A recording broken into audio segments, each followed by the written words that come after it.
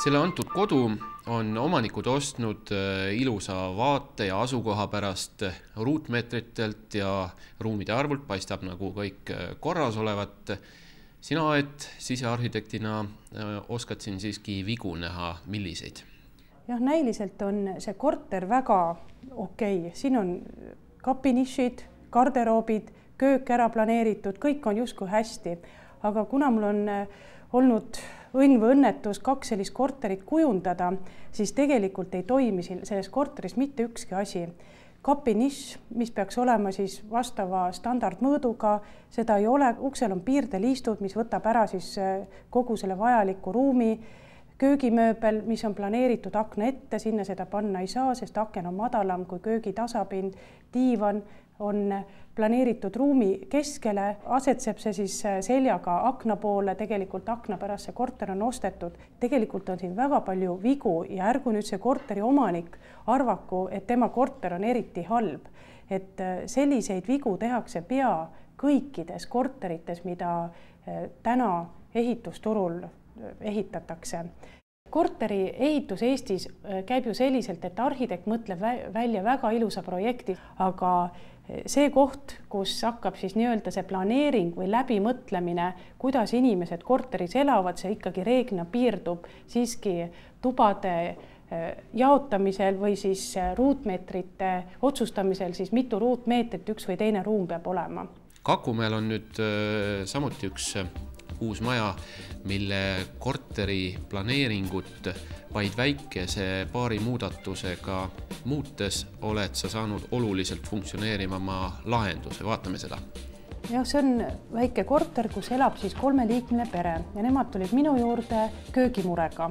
Ja nüüd, kui selle korteri plaani peale vaadata, esikust on sissepääs elutuppa ehk siis tegelikult kohe kööki ja ausalt öeldes ei ole siin mitte mingisugust varianti kõige pisematki kööki ära mahutada, sest antud lahenduses, sest kommunikatsioonid on ju kõik paigas, mahub ära valamu, nõudepesumasin, ahi ja külmik. Laud mahuks vaid keset elutuba. Teine miinus selles ruumis on väike konku, aga nii kui see konku on läbi mõtlemata, nii nagu ka kõik teised toad on läbi mõtlemata, nii on ta täielikult ebafunktsionaalne. Ja kui me siit nii-öelda siis magamistuppa lähme, siis me näeme, et see ruum on nii väike, et siia mahub ära vaevu 70 cm kapp ja voodi, aga tegelikult jääb see ruum kõike muud kui ilus. Ta on lihtsalt mööblit tihedalt täis. Ja nüüd on siis tehtud siin väike käsitsi visand, kuidas me seda korterit muutsime. Me muutsime seda väga-väga vähe.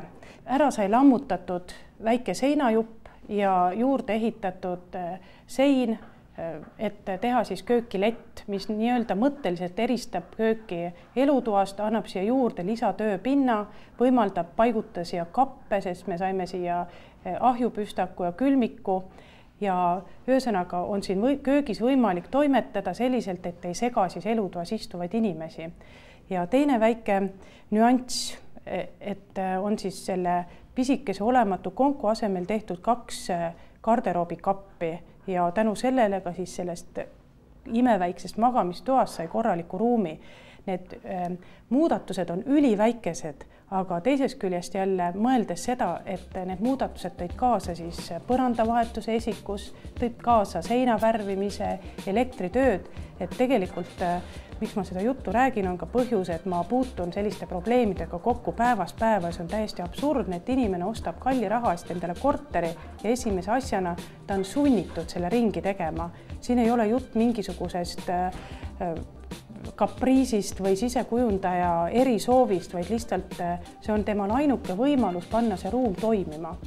Aga väga nutikaid lahendusi on võimalik läbi viia ka sellistes tüüpplaneeringutega paneelmajades, nagu me kujukalt näeme sinu planeeritud Lasnamäe 2 lastetoas.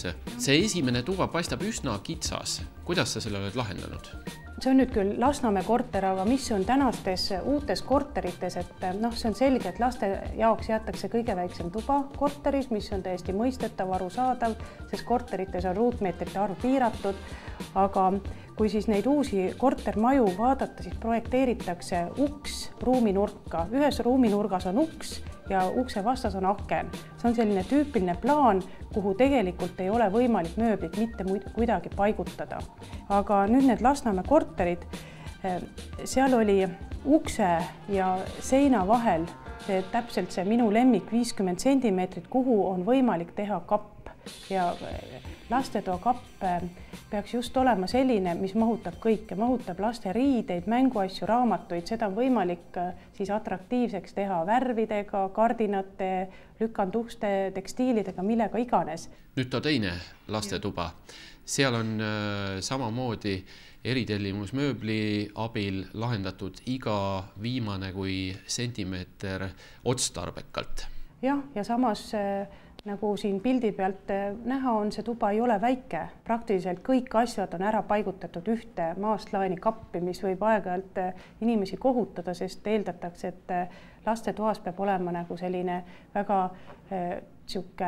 eraldiseisvad mööblid, et lastel oleks huvitav ja põnev, aga tihti need eraldiseisvad mööblid ei ole mahukad ja mis seal salata on ju, lapsel on asju palju ja tuleb järjest juurde. Kui need nii-öelda valmis juba ammu planeeritud paneelmajad seavad meil oma piirid ette, siis tegelikult nüüd, nagu sa rääkisid, on mõistlik asi algusest peale juba läbi mõelda ja väga hea näide sellest on praegu ehitusjärgus oleva Koidu tänava maja ruumiprogrammid.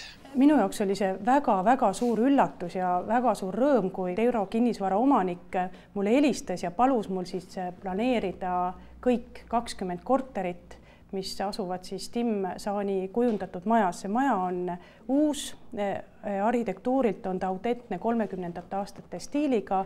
Maja asukoht on kesklinnast natuke eemal, Koidu tänav, roheline tsoon, vaikne. Ja selles kortermajas siis saigi nagu asutud mõtlema siis kõigepealt, kes sinna korterisse elama tulevad ja mismoodi see elu hakkab kulgema.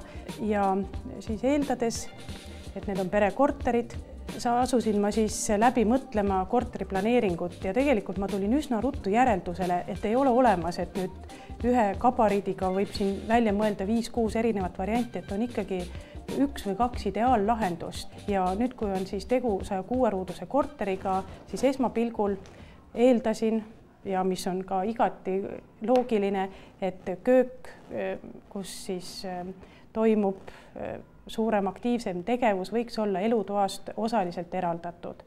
Lastetubades, nii nagu eel sai mainitud, on tõesti ehitatud väiksed kapinišid nii riiulitele kui ka kappidele, kus on siis arvestatud sellist standardset ruumimõõtu.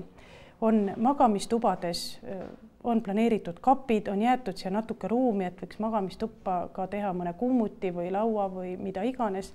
Ja nüüd selles korteris on muidugi tavalisest suurem esik, kus on garderoob riietele, pluss siis on võimalik inimestel valida sauna, lükanduksega garderoobi või siis väikse eraldi uksega suletava ruumi vahel, et oleks siis võimalik sinna kas teha eraldi pesuruum või siis mis iganes ruum kõigele, mis veel inimestel korteris elamisel vaja läheb. Et ma näitaksin siis kõrvale väikekorterit.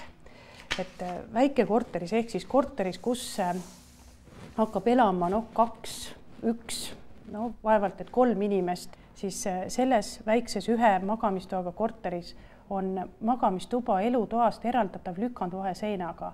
Kui lükandvahesein eest ära lükatakse, siis ei olegi aru saada, et siin tegelikult on taga sein. Ja sama on ka köögiga, et on võimalik köögi ette panna lükandvahesein. Ja see on täpselt samas mõõdus, mis seal kõrval olev sein? Täpselt samas mõõdus ja tegelikult me räägime siin praegult seintest ja nii edasi, aga kui on läbi mõeldud kogu korteriplaneering, siis me saame läbi mõelda ka kogu elektrilahenduse, kogu valgustuse lahenduse, kuni selleni välja, kuhu pannakse elektrikilbid, kuhu pannakse uksekellad, et ükski detail või pistik ei jääks segama kas või antud juhul lükandukse liikumist, et oleks võimalik kappi paigutada tõesti riidepuutorud, et ei, väga tihti on korralikud suured esikukapid, mida me ei saa 100% kasutada, sest elektrikilbid on selliselt asetatud, et lihtsalt ei ole mööblit kuhugi kinnitada. Euro kinnisvara poolt ehitatud maja kohta võin täiesti julgelt ja häbenemata öelda, et see on pretsedent Eesti korteriturul, sest paraku mina oma pika praktika jooksul ei ole näinud kortereid, mis on tõeliselt ja päriselt läbi mõeldud. Isegi korterid, kus kasutatakse professionaale, siiski piirdutakse ka täna, kui korteri ehitus on läinud tunduvalt kvaliteetsemaks ja tunduvalt läbimõeldumaks kui võib-olla aastad tagasi, aga siiski tänased uued majad, mida mul on olnud siis võimalus seespoolt näha, seal tehakse kasutatakse kvaliteetseid siseviimistlusmaterjale, enam ei panda suuri radiaatoreid akende ette. Isegi seinad on tihti dekoratiivvärvidega värvitud ja on kohe ilmselgelt näha, et ehitajad on mõelnud selle peale, et inimene ikkagi nendes korterites ennast tunneks hästi, aga siiski jälle, kui käid selle korteri läbi, et siis mina, kui korterisse kappe hakkan tegema, siis olen ma ikkagi väga tihti tõstan käed üles ja ütlen, et sorry, see on jälle selliselt ehitatud, et kui te tahate, et asjad ära mahuksid, siis on vaja teha teatud muudatusi. Kui arendajad ei võta kuulda praegu minu sõnumit, siis see asi ka jätkub nii, nagu ta on kogu aeg olnud ja inimesed jälle maksavad täiesti üleliigset raha selleks, et oma korter teha siis tõeliselt elamisväärseks. Sest selliselt nagu mõeldakse läbi majad, kui neid ehitama hakatakse, selliselt tuleb läbi mõelda ka korter, sest tegelikult maksab hea asi täpselt sama palju kui halb asi.